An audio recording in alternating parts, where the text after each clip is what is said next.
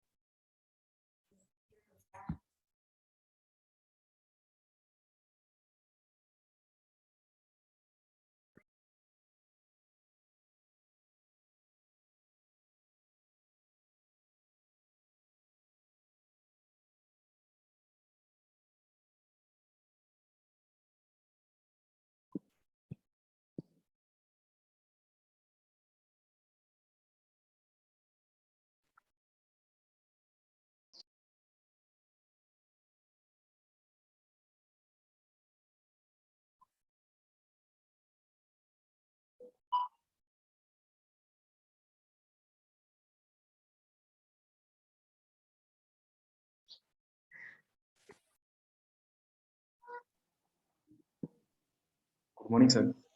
Morning.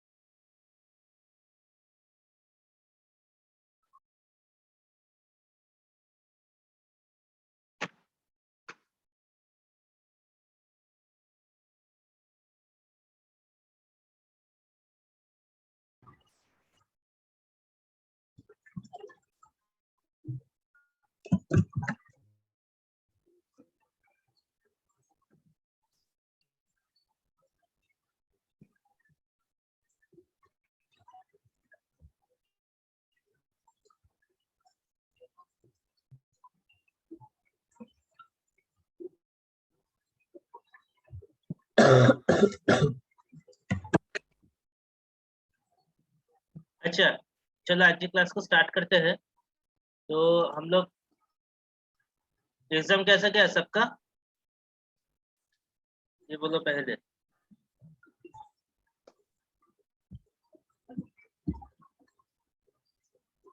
Hello. Hello sir. हाँ, exam कैसा हुआ? इलेक्ट्रिकल का सर। हाँ, इलेक्ट्रिकल पर। तो ठीक किया था।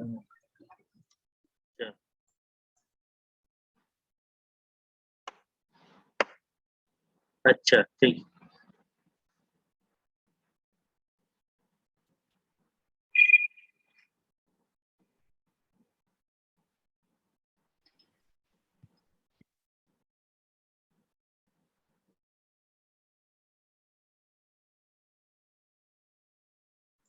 अच्छा, तो आज की क्लास को स्टार्ट करते हैं। तो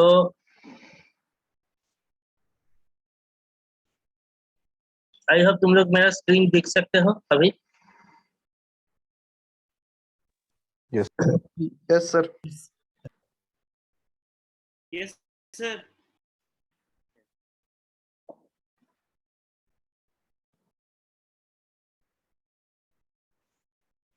तो हम लोग इसको देखे थे ना, तो हम लोग क्या देख रहे थे कि स्विच गियर इक्विपमेंट को देख रहे थे।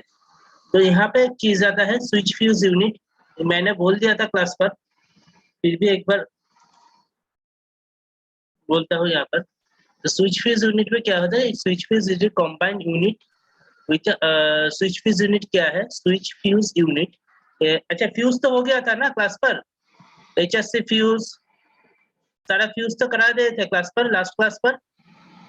हाँ सर, बट हम लोग को नोट्स नहीं मिला था। क्यों? मैंने तो क्लासरूम में दे दिया था। चेक नहीं किया सर। अच्छा ठीक है सर, देखते हैं। वो क्लासरूम में दे दिया था। पंकज सर ने लिंक भेजा था, उसी लिंक से मैंने दे दिया था क्लासरूम पे नोट्स को। ओके हाँ सर। सर, मिल गया था। हाँ ये तो देखो मिला है सबको। अच्छा, तो स्विच फेज यूनिट क्या करता है? स्विच फेज यूनिट, इसको हम लोग एसएफयू बोलते हैं। तो ये क्या है? Switch phase unit is a combined unit and it is known as iron clad switch.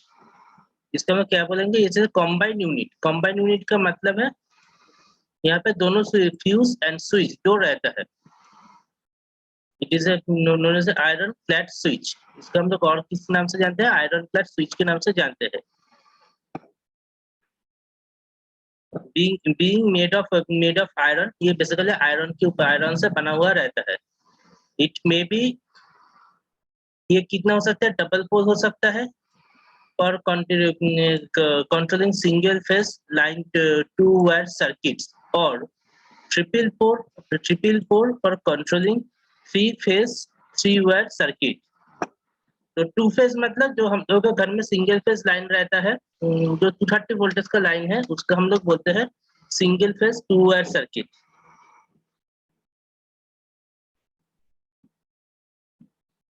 जो सर हम कौन लोग, सा बोले? हाँ बोलो।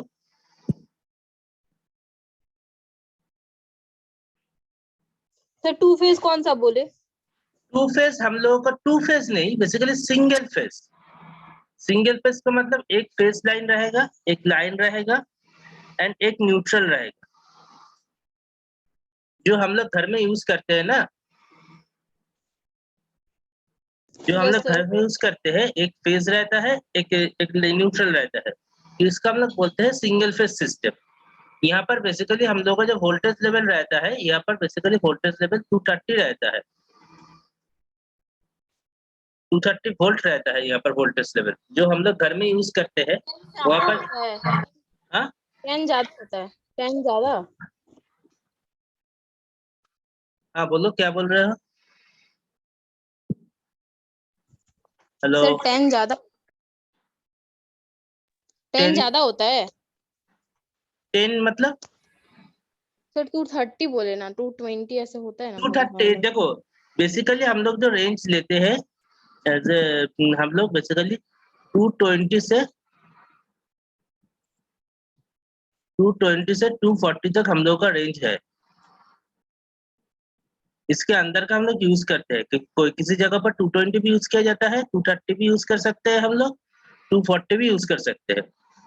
ये बेसिकली वोल्टेज अप डाउन होता है।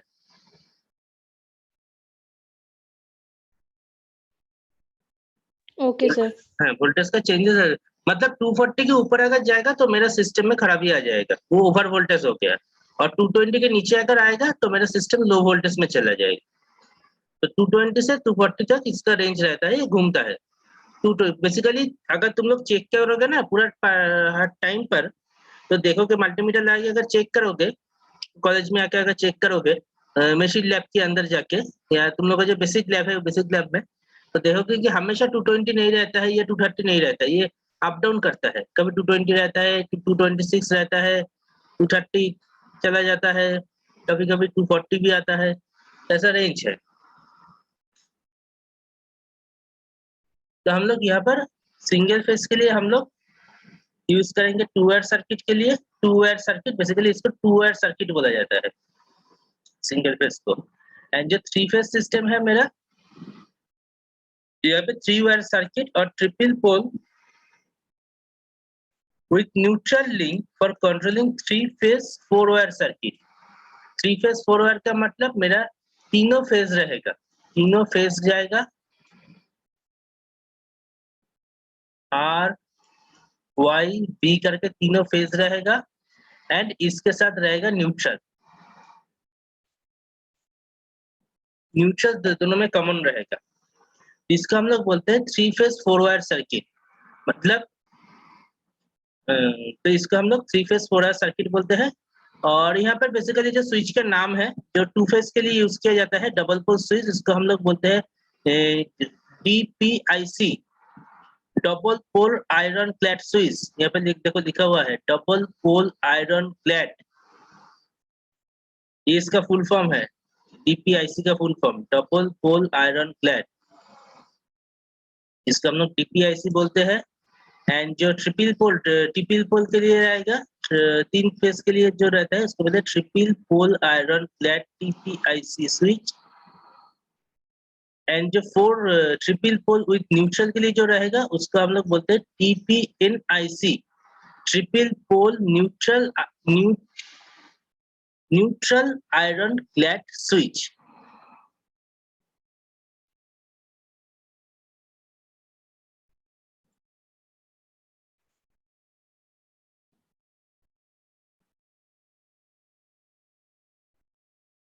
अच्छा, यहाँ पे इमेज दिखाने से तुम लोगों को शायद सुविधा होगा।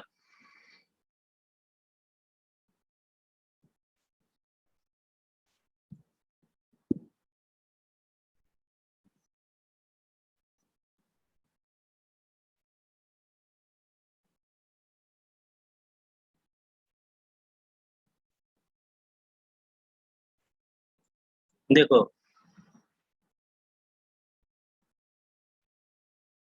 ये देखो, this is for DPIC switch, double pole iron clad switch. यहाँ पे देख सकते हो दोनों फ्यूज लगा हुआ है, ठीक से देखो, दोनों फ्यूज लगा हुआ है यहाँ पर। यहाँ पे एक ऑपरेटिंग हैंडल है जिससे हम लोग ऑपरेटिंग हैंडल्स है यहाँ पर, दोनों फ्यूज है, एक फेस के लिए है, एक न्यूट्रल के लिए है।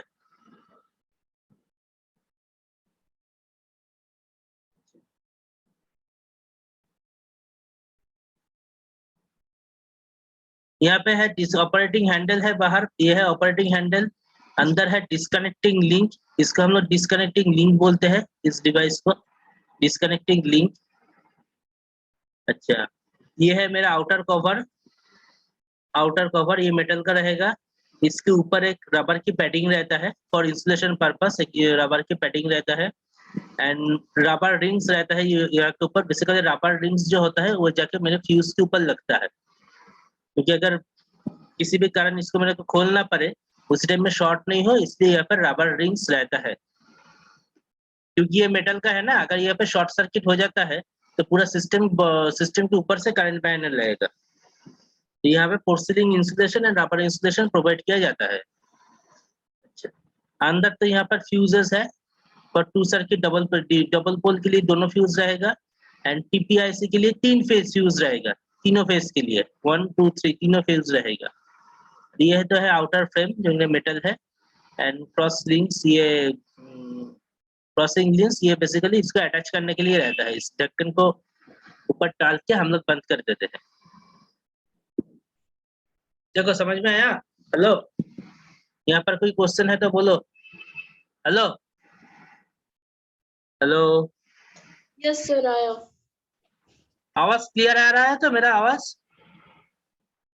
Yes sir. हाँ सर, क्लियर आ रहा है आपका आवाज। अच्छा, ठीक है। सर ये तो सिर्फ MCB है ना, SFU एंड EL ये बेसिकली SFU है, स्विच फ्यूज यूनिट। MCB को बाद में हम लोग देखेंगे। ये है मेरा स्विच फ्यूज यूनिट। हाँ, तुम लोग बोल सकते हो ये MCB की तरह ही काम करता है, लेकिन यहाँ पे MCB क्या है, एक डिवाइस से हम MCB इसका मिनिएचर फॉर्म है। यहाँ पे फ्यूज है, उस MCB के अंदर फ्यूज नहीं रहता है, लेकिन MCB भी शॉर्ट सर्किट में काम करेगा, ये भी शॉर्ट सर्किट कंडीशन में काम करेगा, शॉर्ट सर्किट या ओवरलोड कंडीशन पर। सर हाँ बोलो। सर ये भी एमसीबी जैसा मैग्नेटिक वर्क करता है सर, मींस इलेक्ट्रोमैग्नेट पे वर्क करता है? नहीं, ये इलेक्ट्रोमैग्नेट पे नहीं वर्क करेगा। ये बेसिकली क्या होगा, यहाँ पर जो स्विच है, ऑपरेटिंग स्विच, ये मैनुअली ऑपरेट करता है। हाँ, और जो मेरा फ्यूज है इसके अंदर जो वायर रहेगा ये बेसिकली हीटिंग प्रिंसिपल के ऊपर वर्क करता है। जैसे मेरा रिक्वायर्ड वैल्यू से, क्योंकि एक वायर से करंट बहने से हीट होता है, हीट प्रोड्यूस होता है, तो अगर जब शॉर्ट सर्किट होता है ना, जब शॉर्ट सर्किट होता है या ओवर करंट होता है, उसी कंडीशन में फ्यूज के अंदर से बहुत सारा करंट फ्लो करता है। जैसे बहुत ज्यादा करंट फ्लो करेगा, क्या होगा, मैंने फ्यूज वायर में क्या बोला था कि उसको हाई कंडक्टिव होना चाहिए एंड मेल्टिंग पॉइंट उसका हाई होना चाहिए, मतलब बहुत हाई कंडक्टिव भी होना चाहिए एंड मेल्टिंग पॉइंट भी रहना चाहिए। फ्यूज वायर में क्या था,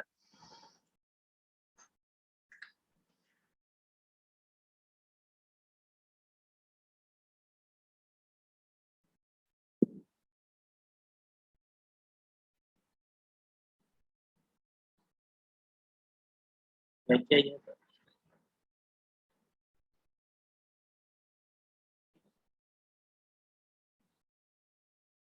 नहीं, ये पता नहीं है।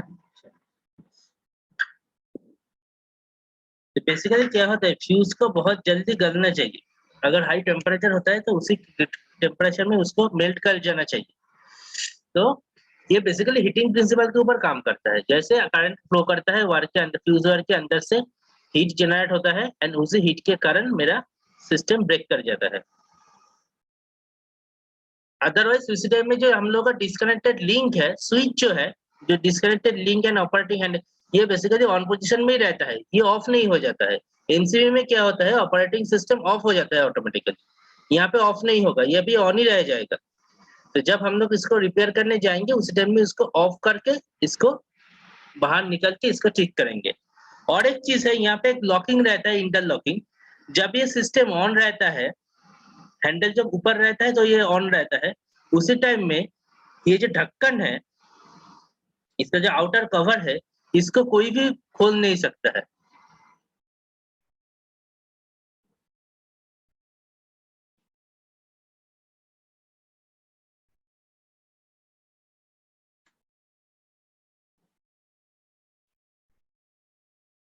समझ में आया? Hello, yes sir. इसका जो अच्छा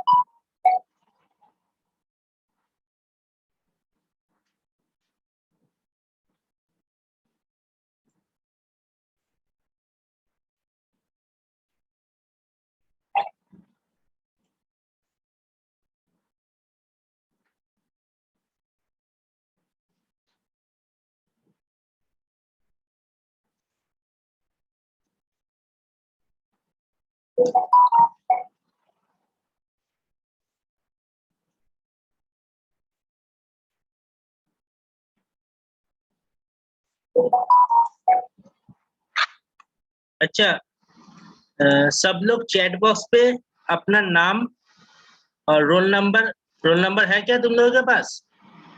नो सर। रोल नंबर नहीं है तो अपना नाम और स्टूडेंट आईडी जो नंबर है उसको डाल दो चैट बॉक्स पर। सब लोग अभी 38 स्टूडेंट्स है, 30 सब लोग। नाम डालने से भी हो जाएगा, नाम और ट्रेड भी लिख सकते हो। नाम और कौन से ट्रेड से हो तुम लोग, इलेक्ट्रॉनिक्स या इलेक्ट्रिकल, इलेक्ट्रॉनिक्स और कंप्यूटर साइंस, लिख दो जरा।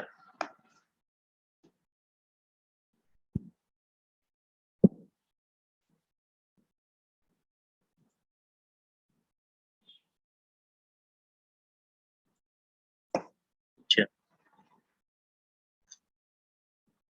तो ये था मेरा स्विच फ्यूज, ये था मेरा स्विच फ्यूज यूनिट। अच्छा, तो समझ में आया स्विच फ्यूज यूनिट यहाँ से?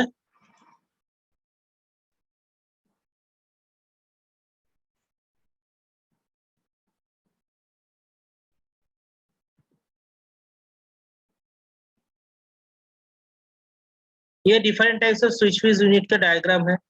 डबल पोल आयरन क्लैड है, ट्रिपल पोल आयरन क्लैड है। बेसिकली जब ये ऑन रहता है ना, तब इस ढक्कन को खोल नहीं पा सकते हम लोग, ये इंटरलॉक रहता है। ऑफ करने के बाद ही इसको खोला जा सकता है। और यहाँ से आ सकते हैं इसका रेटिंग, रेटिंग क्या क्या है।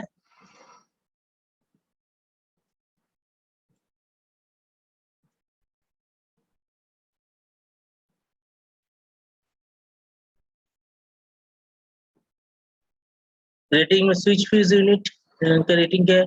फॉर 2 वाट डीसी सर्किट और सिंगल फेज एसी के लिए क्या यूज करेंगे? 2 वाट डीसी सर्किट और सिंगल फेज एसी सर्किट के लिए हम लोग 240 वोल्ट 16 एम्पियर डीपीआईसी स्विच को यूज करेंगे। और अच्छा, यहाँ पर और एक भी रेंज आता है 240 वोल्ट के अलावा, यहाँ पे लिखा हुआ नहीं है, वो है 240 वोल्ट 240 वोल्ट 32 एम्पियर का भी एक आता है। जिन लोगों के घर में एसी है या सबमर्सिबल पंप है उन लोगों के घर में देखोगे लगा हुआ है ये 32 एम्पियर का टीपीआईसी भी आता है।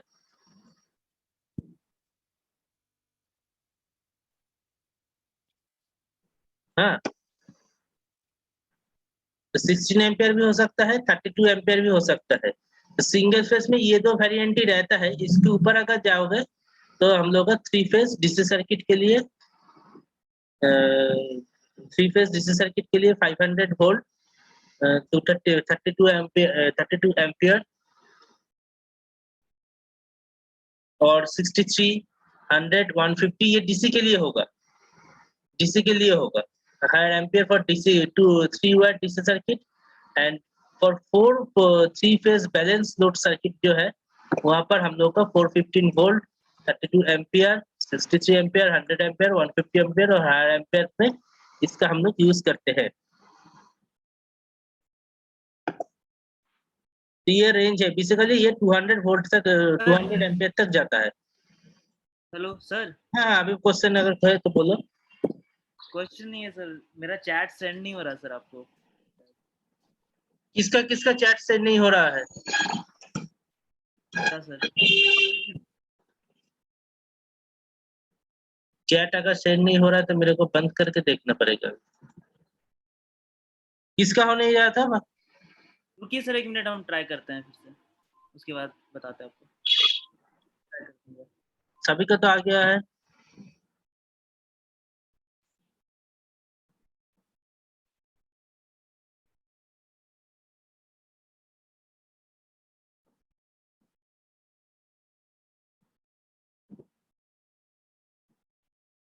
अच्छा, तो रेंज समझ में आया सबको? एक बात बोलो।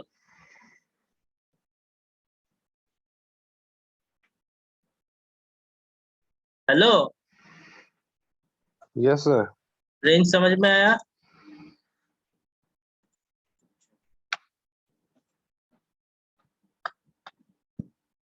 अभी आते हैं एमसीबी पर। आया सर।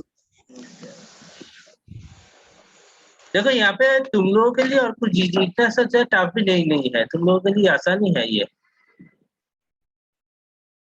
अच्छा, अभी क्या करें? अभी क्या है? MCB miniature circuit. एमसीबी को हम लोग क्या बोलते हैं? Miniature circuit breaker. तो मिनिएचर एमसीबी का यूज हम लोग क्यों करते हैं? देखो, एक तो है मैंने एक तो है स्विच फ्यूज यूनिट में थोड़ा समस्या रहता है। क्या समस्या रहता है? इसको बार बार ओपन करके इसको चेंज करना पड़ता है। इसके अंदर बहुत सारे टाइम में ऐसा होता है उसके अंदर का जो फ्यूज है वो जल जाता है, पूरा जल जाता है फ्यूज। तो उसके लिए उसको पूरा सिस्टम को उसी टाइम में चेंज करना पड़ता है। फ्यूज वायर के रेटिंग में अगर कोई गड़बड़ी आ जाए तो मेरा सिस्टम काम नहीं करता है ठीक तरीके से। और एक तो मेन ड्रॉबैक है कि जितना बार वो कटेगा तुमको जाके उसको चेंज करना पड़ेगा। ये समस्या है ना फ्यूज के लिए। तो यहाँ पर हम लोग इसके एमसीबी को आजकल यूज करते हैं। MCB basically means of miniature circuit breaker.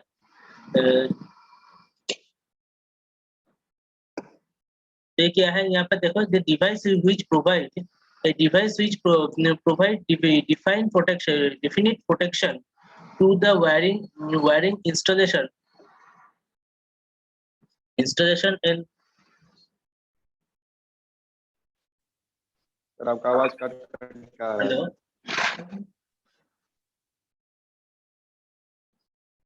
अच्छा, ए डिवाइस व्हिच अभी आवाज सही आ रहा है? यस हेलो, आवाज ठीक आ रहा है? यस यस सर आ रहा है। साउंड सभी के प्लस क्लियर है? Yes sir. अच्छा, इससे a device which provide defined protection with the wiring installation and sophisticated equipment against the overcurrent and short circuit faults। तो क्या करते हैं एमसीबी? बेसिकली हम लोग का जो वायरिंग इंस्टॉलेशन है उसको वहां पर वायरिंग को एंड हम लोग का जो सोफिस्टिकेटेड इक्विपमेंट है, मतलब सारे का सारा चीज मोबाइल से लेके हम लोग का TV fridge AC laptop, computer, सबको ये प्रोटेक्शन प्रोवाइड करता है। इसमें क्या क्या रहता है देखो, थर्मल ऑपरेशन रहता है, ओवरलोड प्रोटेक्शन, थर्मल ऑपरेशन या overload protection. Overload protection is achieved with a bimetallic strip which deflects when the heated by the any overcurrent flowing through it.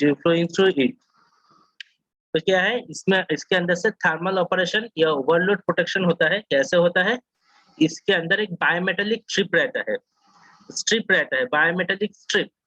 तुम लोग थर्मोस्टेट ये पढ़े थे, जो थर्मोस्टेट होता है ना, जो हीट होने से उसका बेंडिंग होता है, थर्मोस्टेट स्विच, फिजिक्स में था ये डिवाइस, बायोमेटेलिक डिवाइस।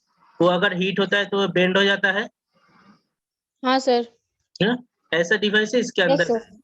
वो क्या होता है, जैसे इसके अंदर से ओवर करंट फ्लो करेगा, क्या देखो, ओवर करंट अगर कोई प्रोटेक्शन इक्विपमेंट के अंदर से फ्लो करता है ना, उसी टाइम में उसके अंदर से वो बेसिकली हीट होता है। तो क्या यहाँ पे हम लोग क्या कर रहे हैं, यहाँ पर एक बायोमेटेलिक स्ट्रिप को रख दिया है हम लोग। इससे क्या होगा, जैसे वो हीट अप होगा उसका मूवमेंट चेंज हो जाता है, एंड जो कि ना उसका मूवमेंट जैसे ही चेंज होता है वो सिस्टम को ट्रिप कर देता है।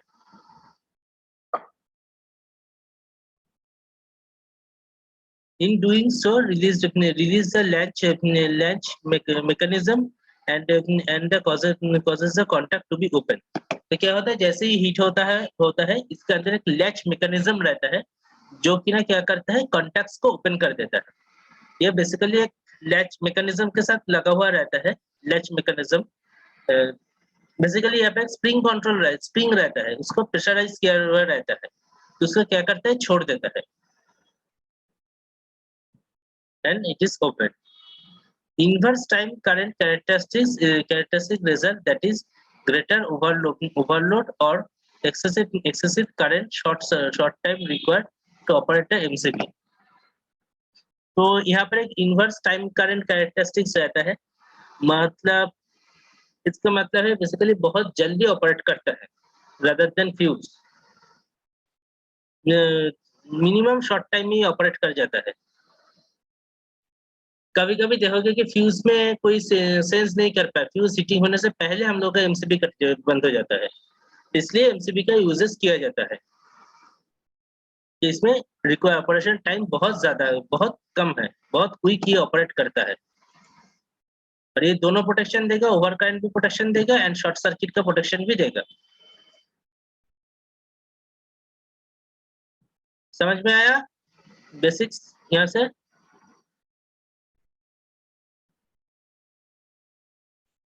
Yes, sir.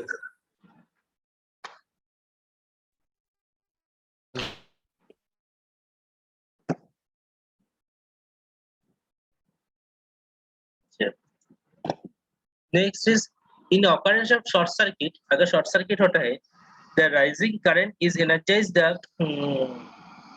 शॉर्ट सर्किट करने से क्या होता है, देखो, the rising current energise the solenoid operating the plunger to strike up the trip lever causing immediate result of the latch mechanism. Rapidity of the magnetostatic solenoid operate. This causes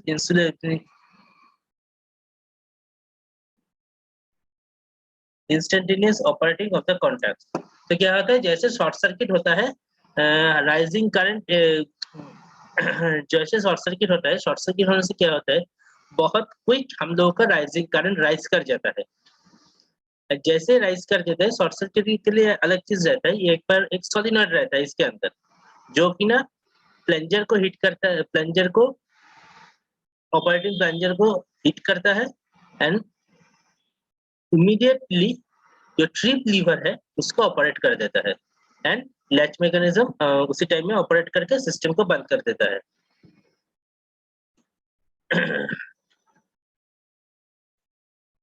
यहाँ पे तुम लोग देख पाओगे कि नहीं देख,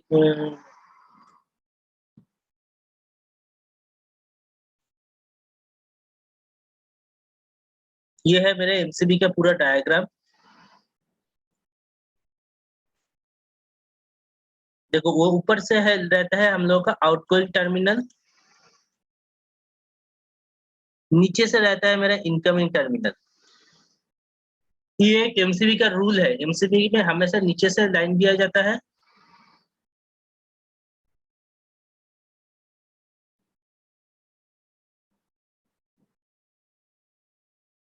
एमसीबी को हमेशा नीचे से लाइन दिया जाता है और ऊपर से आउटगोइंग दिया जाता है। यहाँ पे नॉब है, यहाँ पे टॉगल है, टॉगल स्विच है, इसके अंदर मूविंग कंटैक्ट, ये मूविंग कंटैक्ट हो गया, आर्क ट्यूट रहता है,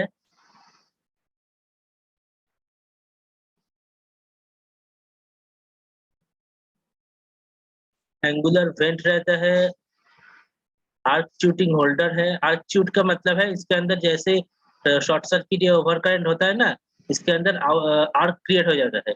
ये बेसिकली आर्क को मिनिमाइज करने के लिए इसके अंदर आर्क ट्यूट रखना पड़ता है। अच्छा ये है सोलिनॉइड मेरा, और यहाँ पर देखो प्लंजर देख सकते हो, ये है मेरा सोलिनॉइड, ये पूरा सिस्टम है सोलिनॉइड और नीचे है प्लंजर। और यहाँ पर है ट्रिप लीवर, बायोमेटेलिक स्ट्रिप, ये है बायोमेटेलिक स्ट्रिप, दिखाई दे रहा है बायोमेटेलिक स्ट्रिप, यहाँ पर है बायोमेटेलिक स्ट्रिप। और ये है बायोमेटेलिक कैरियर, दिखाई दे रहा है पिक्चर इमेज पर। Yes sir. Yes, sir. अच्छा नीचे रहेगा फिक्स कॉन्टैक्ट। बेसिकली क्या होता है, जैसे बायोमेटेलिक स्ट्रिप हीट करता है, यहाँ पर एक स्प्रिंग मैकेनिज्म है, ये क्या करता है, जो सोलिनॉइड है इसको छोड़, यहाँ पे छोड़ देता है सिस्टम, जैसे हीट करता है ये प्लंजर को हीट करेगा, प्लंजर जैसे हीट करेगा ना तो ये क्या, ये इसके ऊपर दबा हुआ रहता है, इसको छोड़ देता है, जैसे छोड़ेगा ये नीचे दब जाएगा। ये अभी नॉब नीचे है, ये अगर नॉब ऊपर की तरफ रहता था, ये अगर नॉब ऊपर की तरफ रहता है तो क्या होता है, ये जो सिस्टम है ना, ये जो सोलिनॉइड है ये इसके ऊपर दबा हुआ रहता है। तो क्या होता है, जैसे इसको हीट होता है ये क्या करता है, इसको छोड़ देता है, यहाँ से सोलिनॉइड को ऑटोमेटिकली सोलिनॉइड बंद हो जाता है और इसको छोड़ देता है। ये है इसका इसका डायग्राम यहाँ पर। अच्छा इसका जो रेंज है, रेंज की तरह थोड़ा देख लो यहाँ पर। रेंज बेसिकली यहाँ पे डिफरेंट एमसीबी का डिफरेंट करंट रेटिंग होता है। देखो 0.5, 1.2, 2.5, 3, 4, 5, 6, 6, 7.5, 10, 16, 20, 25, 32, 35, 40, 63, 100, 125, 160 एम्पियर यहाँ तक होता है। ये कैसा होता है, ये 240 वोल्टेज ये 414 वोल्टेज दोनों के लिए होता है, and up to DC, DC के लिए भी एमसीबी यूज किया जाता है। Operating time very short, less than 5 millisecond, 5 millisecond के अंदर ये ऑपरेट कर जाता है, तो बहुत जल्दी ऑपरेट करता है।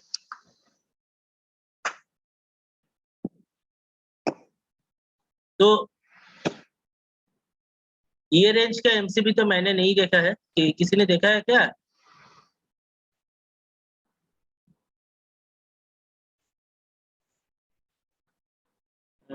अगर मार्केट में देखोगे तो तुम लोगों को 6 एम्पियर का मिलेगा, 6 मिलेगा, 10 मिलता है, 16, 20 मिलता है, 32 मिलता है, 40 मिलता है, 63 मिलता है, 100 भी मिलता है। 0.5 रेटिंग का एमसीबी मैंने नहीं देखा, लेकिन ये होता है 0.5 से स्टार्ट किया जाता है एमसीबी, 0.5, 1.2 एम्पियर, 2.5 एम्पियर।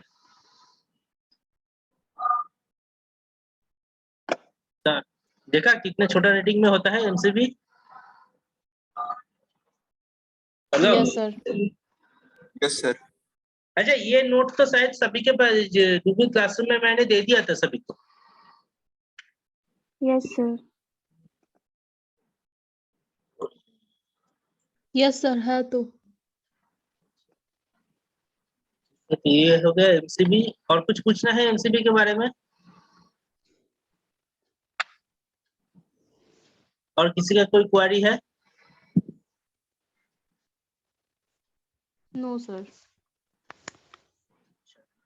और एक चीज याद रखना, एमसीबी में हम लोग कनेक्शन हमेशा नीचे से देते हैं, नीचे से इनपुट रहता है, ऊपर से आउटपुट ले, ये एक रूल है। यहाँ पर देखो ये है मूविंग कॉन्टैक्ट, देख रहे हो, ये बेसिकली यहाँ पर आके लॉक हो जाता है सोलिनॉइड के साथ। ये आके मूव करके ये जो सोलिनॉइड निकला हुआ है यहाँ पर प्लंजर के साथ लॉक रहता है, और यहाँ पर एक स्प्रिंग की तरह रहता है। तो क्या है, प्लंजर के जैसे ऊपर की तरह सोलिनॉइड खींचता है या उसको प्लंजर को हटा देता है ऊपर से, तुरंत क्या हो जाता है, मूविंग कॉन्टैक्ट बैक कर जाता है इसके अंदर, इसी दिशा में बैक कर जाता है। बेसिकली ये क्या होता है, ये यहाँ पे आके सोलिनॉइड के साथ कनेक्टेड रहता है, प्लंजर के साथ।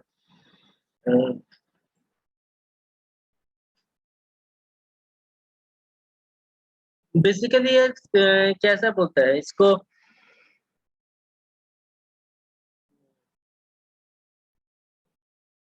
तुम लोग ये देखे हो जो बच्चों के लिए रहता है ना, बैक पुश कार रहता है ना, स्प्रिंग लेते रहता है, पीछे ढकेलने से वो सामने चला जाता है।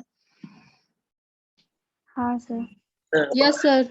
ऐसे तरीके से ये काम करता है बेसिकली, स्प्रिंग मैकेनिज्म। हाँ बोलो।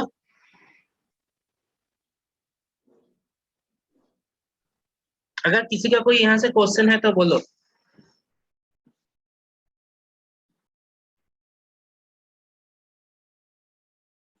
सबने चैट बॉक्स में डाल दिया अपना नाम? Yes sir. Yes sir. ठीक है, चलो आज ये तो टाइम भी हो गया है शायद।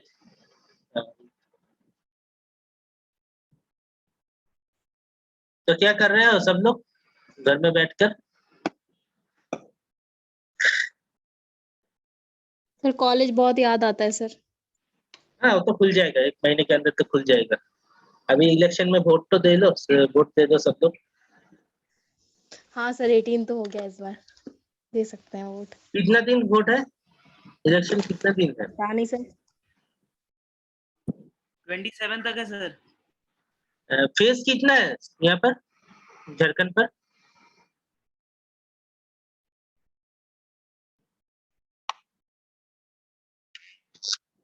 ये क्या गांव कितना है सर? कितना फेजेस में होगा? फेज पता नहीं सब, लास्ट वोट 3 फेज है सर। 3 फेज है ना? अच्छा, सर 4 है सर, 4। 4 है। अच्छा, ये दुमका क्या पंचायत में आता है या म्यूनिसिपैलिटी पर?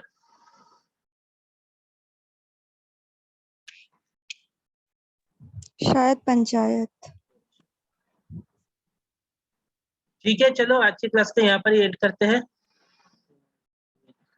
नेक्स्ट क्लास में कंटिन्यू करेंगे नेक्स्ट डे को। Okay sir. ओके चलो, थैंक यू सर। ओके।